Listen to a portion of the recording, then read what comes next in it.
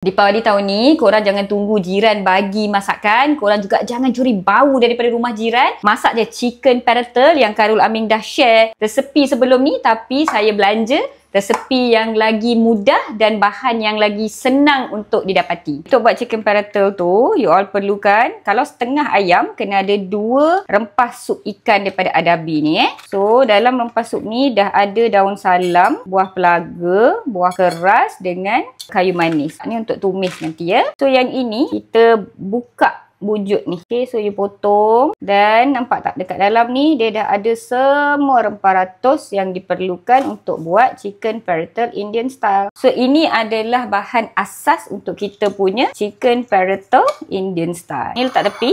Ini apa kita nak buat adalah kita nak tumbuk. So sebab dia sikit saya tumbuk lah. Kalau banyak, macam kalau you all guna 1 ayam, you letak 4 bunjut, you boleh blender kasar. Bila dah tumbuk, yang daripada sup bunjut tu tadi, dia akan jadi macam ni tau.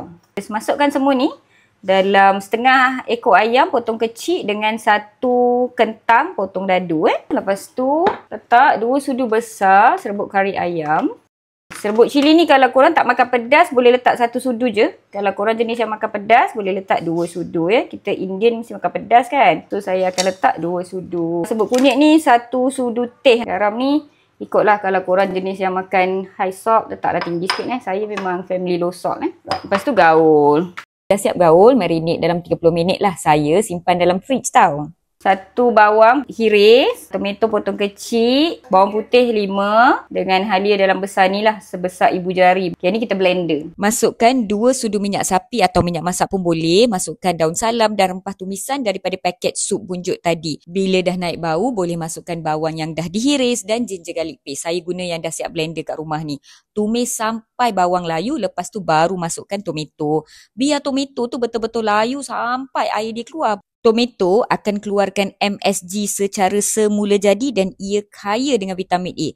Once tomato dah layu, kita boleh masukkan ayam yang dah diperap tadi sekali dengan kentang. Waktu ni kecilkan api sikit, tambah garam secukup rasa, tambah perasa. Lepas tu gaul-gaul-gaul secara kering tau. Baru teringat. Lupa daun kari pula. Penting ni. Okey, renjis air sikit je. Kita nak air daripada ayam dengan air daripada tomato tu meresap masuk dalam chicken paratha kita. So gaul-gaul-gaul bagi dia kering. Lepas tu tutup. Tunggu dia menggelegak. Tambah air lagi sikit. Gaul-gaul-gaul lagi. Tutup lagi. Ulanglah step ni sampailah ayam tu masak. Dia berkari sikit macam tu. Tambah air lebih sikit lah kalau dah rasa nak give up. Kalau rasa tangan tu dah lengur. Lepas tu gaul-gaul-gaul lagi. Biarkan dia betul-betul masak. Step ni akan ambil masa 40 hingga 45 minit. So sambil-sambil tunggu dia masak tu, korang bolehlah sembang kari dekat dapur tu. Bila dah masak, paratha tu akan jadi kering dan pekat dan berwarna kari. Cuba rasa. Sedapnya paratha yang aku masak ni. Dah lapar sangat, so time for plating. Chicken paratha saya yang dah siap ni digandingkan dengan acar tomato dengan timun supaya sejuk berlawan dengan panas lah. So ni chicken paratha ni.